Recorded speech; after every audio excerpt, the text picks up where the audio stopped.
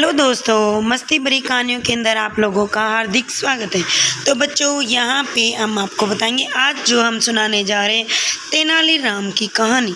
देखो बच्चों, आप लोगों को पता है कि जो बुद्धि होती है, बुद्धि बहुत ही मनुष्य का अहम हिस्सा होता है। बुद्धि से कुछ भी जीता जा सकता है, कुछ भी हासिल किया जा सकता है। तो आज हम आपको ऐसी ही कहानी से परिचित करवाना चाहते हैं। ऐसा शख्स जिसने अपनी बुद्धि के बल पे अपने राज्य को बहुत अच्छे तरीके से चलाया था, पूरे राज्य पे शासन काबू कर लिया था, वो था तेनालीराम। तेनालीराम की मस्ती भरी कहानी हम लेके आए हैं। तो दोस्तों, हम अपनी वीडियो में आपको बिल्कुल डिटेल से कहानी को समझाते हैं। तो प्यारे दोस्तों, सबसे पहले आप वीडियो को लाइक कर दीजिए। अगर फर्स्ट टाइम विजिट कर रहे हो चैनल पे तो चैनल को भी सब्सक्राइब कर लीजिए, साथ ही साथ बेल आइकन को बजाइए ताकि जितनी भी आपके पास ये जितनी भी हमारी मस्ती भरी कहानियाँ हैं आप लोगों के रिलेटेड बच्चों, वो आप लोगों के पास सबसे पहले पहुँचे। तो सुनाते हैं आपको तेनालीराम की कहानी। तेनालीराम हर बार अपने दिमाग का इस्तेमाल करके कुछ ऐसा करता था कि विजयनगर में महाराजा कृष्णदेव जो थे वो दंग रह जाते थे। हर बार उन्होंने एक तरकीब से राजा को अपने फैसले को दोबारा विचार करने को मजबूर कर दिया। यूँ हुआ कि एक बार राजा कृष्णदेव किसी काम के चलते हुए कश्मीर चले गए। उन्होंने एक सुनहरे रंग का खिलने वाला एक फूल देखा। वो फूल महाराजा को इतना पसंद आया कि वो अपने राज्य विजयनगर लौटते समय उसका एक पौधा अपने साथ लेकर आ गया। महल पहुंचते ही उन्होंने माली को बुलाया और माली के आते ही महाराजा ने उससे कहा, देखो, इस पौधों को हमने हमारे बगीचे में ऐसी जगह लगाना है कि हम इसे हर कमरे में रोज़ देख सकें। इसमें सुनहरे रंग के फूल खिलेंगे जो मुझे काफ़ी पसंद है। इस पौधे का काफ़ी ध्यान रखना है, अगर इससे कुछ भी हुआ तो तुम्हें प्रायदंड मिल सकता है। माली ने सिर उठाते हुए राजा से पौधा लिया और उनके कमरे से दिखने वाली जगह में उसे लगा दिया। दिन रात माली उसे फूल का खूब ध्यान रखता था।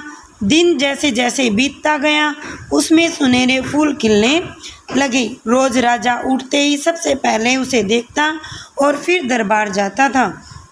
अगले किसी दिन राजा को महल से बाहर जाना पड़ता था तो उस फूल को न देख पाने के कारण उसका मन दुखी हो जाता था। एक दिन राजा सुबह उस फूल को देखने के लिए अपने खिड़की पर आया तो उन्होंने अपने फूल को ही नहीं देखा। तभी उसने माली को बुलवाया। महाराजा ने माली से पूछा कि वह पौधा कहाँ गया, मुझे उसे फूल क्यों नहीं दिख रहा। जवाब नहीं मिला। माली ने कहा, साहब, उसे कल शाम को मेरी बकरी खा गई। इस बात को सुनते ही उसका गुस्सा साथ में आसमान पे चला गया।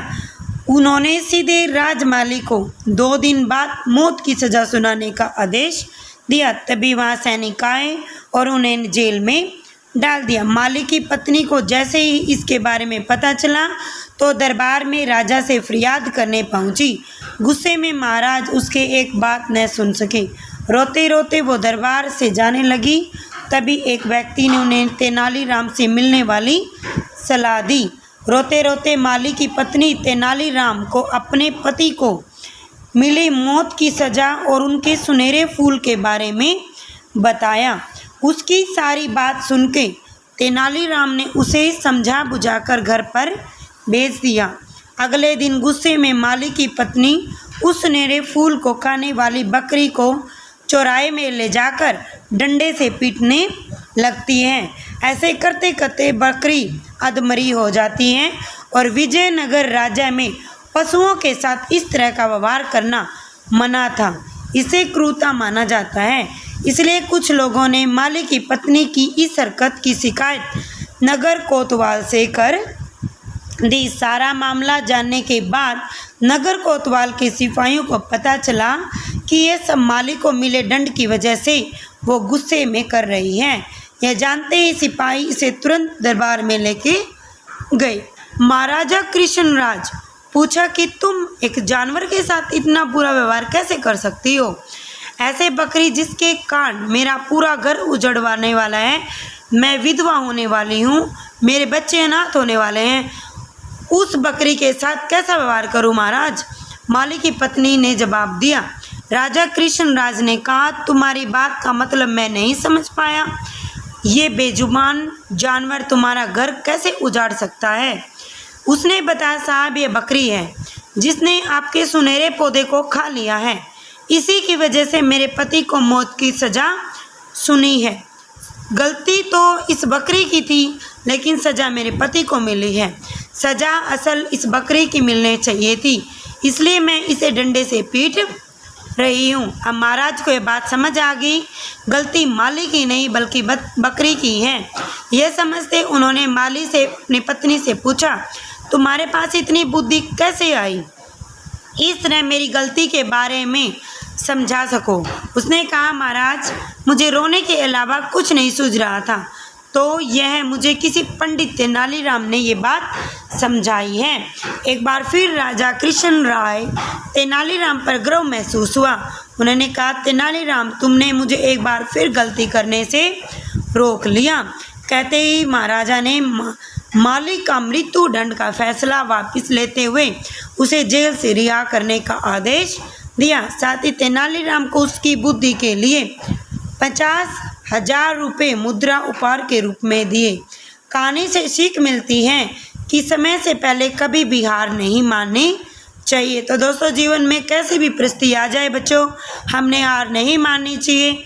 कोशिश करने के लिए बड़े बड़ी मुसीबतों से भी निपटा जा सकता है। जीवन में कैसी भी मुसीबत आए बच्चों, हमने हार नहीं मानना चाहिए।